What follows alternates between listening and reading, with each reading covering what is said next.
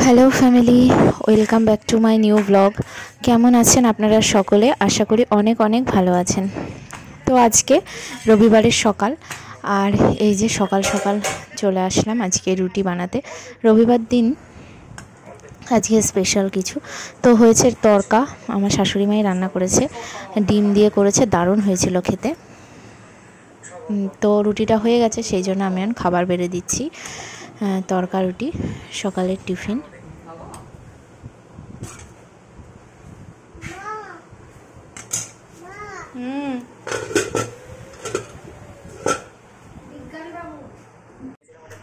আর এই যে আজকে হচ্ছে মোচা, অনেক দিন পর মোচা রান্না হচ্ছে, আর আমার মোচাটা ভীষণ ভালো লাগে।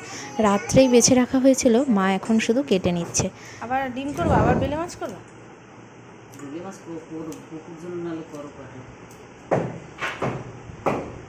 ডিমের বড়গুলো আর কবে খাবো তাহলে বলো না? সেটাই তো বলছি, এত কিছু কি করতে করবা গরমের মধ্যে। তো মা মোচা চিংড়িটা বসিয়ে দিয়েছে, আর এর সঙ্গে দিয়েছে চিংড়ি মাছও, আর যেই কারণে টেস্টটা কিন্তু দারুণ হয়েছিল। তো অনেক দিন পর যেহেতু মোচা চিংড়ি খেয়েছি, খুব ভালো লেগেছিল মোচা চিংড়িটা খেতে।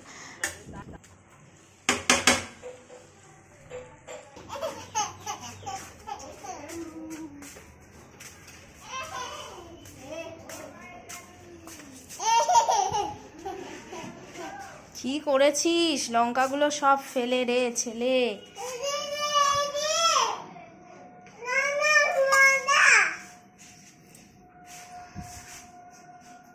তুমি নিজে নিজে ডুবে পড়ছো?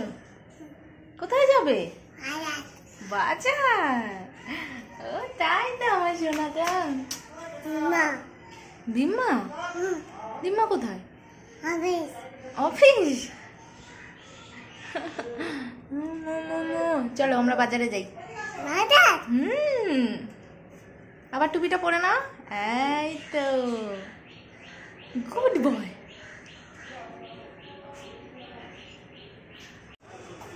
তো এই যে আমি চলে আসলাম বাজারে, আর ওর বাবা একটা দরকারি কাজে বাইরে গেছে, তো সেই জন্য আজকে চিকেন আনতে আমাকেই আসতে হলো। আচ্ছা, আমি চিকেন নিয়ে নিচ্ছি এখান থেকে। ওইটা হ্যাঁ, পারিস নি, এইসব শুরু হয়ে গেছে না? রে বাবা, কি করেছিস?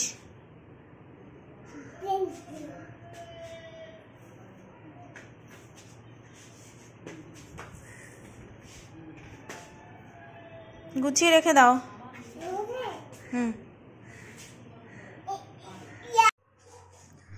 তো এই যে চিকেনটা নিয়ে এসেছি, আর শাশুড়ি মা সব ধুয়ে রেখেছে, আর ভাতটা বসিয়ে দেওয়া হয়েছে, কারণ ভাত হতে দেরি হয়।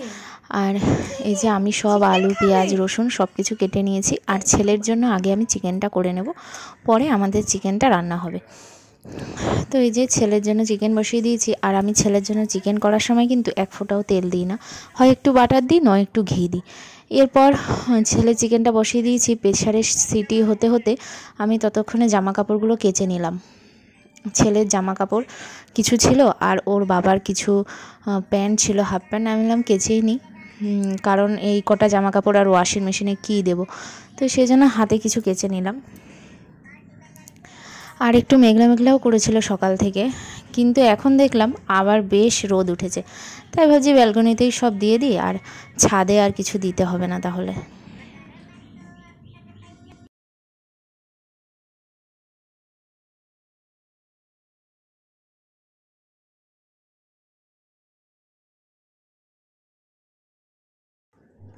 তো দেখুন এই যে আমি সব মেলে দিলাম জামা কাপড়, অল্প কিছুই জামা কাপড় ছিল, সেইগুলোই মেলে দিলাম।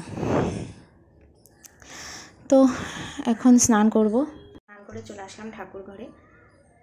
আর ওয়েদারটা আজকে অনেকটাই ভালো, তো উপরে আসার পরেও কষ্ট হচ্ছে না খুব একটা। তো চলুন এখন পুজোটা দিয়ে নিই।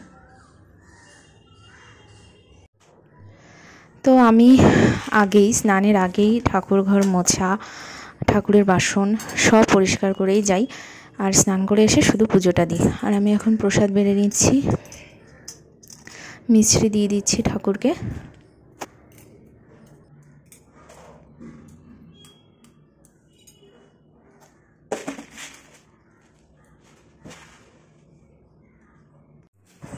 এই যে বাবা এসছে এখন, আর আসার সময় নিয়ে এসছে কত আম, 7 কিলো আম নিয়ে এসছে। এই যে দেখুন, এই একটা প্যাকেট, তারপরে এই আর একটা প্যাকেট, এগুলো সবই হিমসাগর আম। আরও আছে এই যে আরও একটা প্যাকেট। 7 কিলো আম নিয়ে এসছে একবারে। এতগুলো আম নিয়ে এসছে বাবা,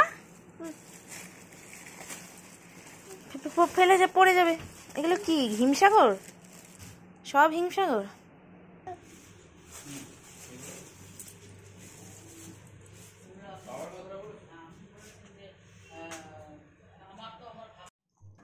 তো এই যে মাংসটা হচ্ছে, এখনও ফুটছে। তো মোচা চিংড়ি আর চিকেন দিয়ে আজকে খাওয়া দাওয়া হলো। এরপর দেখুন এই যে সন্ধ্যা হয়ে গেছে, আর এখন সন্ধ্যা থেকে আবার ভিডিওটা শুরু করলাম।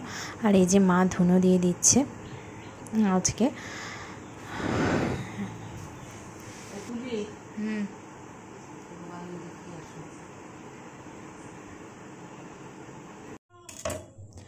আর এই যে আম নিয়ে এসছে, তো দেখিয়েছিলাম আপনাদেরকে। তো আমি এখন 3টে আম কেটে নিচ্ছি। তো সন্ধ্যাবেলা বললো আম কেটে দিতে, আম, দুধ, মুড়ি আর কলা দিয়ে মেখে খাবে। আর এটা কিন্তু খেতে বেশ ভালো লাগে, আমারও ভালো লাগে। তো সেই জন্য আমি এখন আম কেটে নিচ্ছি। আর এগুলো হিমসাগর আম, তো খেতে মোটামুটি খারাপ ছিল না, ভালোই ছিল।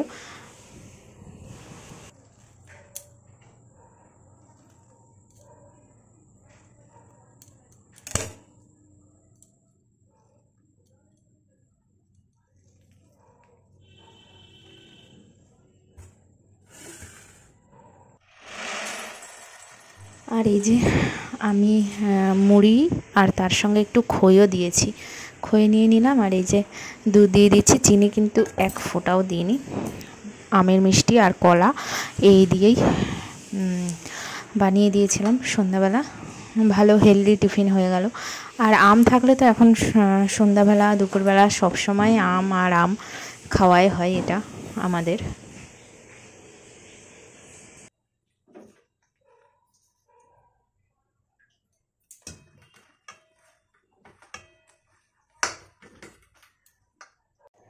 তো এই যে আম মেখে দিয়েছি, এখন খাওয়া দাওয়া করা হবে। তো যাই হোক, আজকের ভিডিওটা এই পর্যন্তই। আপনাদের কেমন লাগলো কমেন্টস করতে ভুলবেন না। দেখা হবে নেক্সট ব্লগে। সকলেই ভালো থাকবেন। এখন টাটা।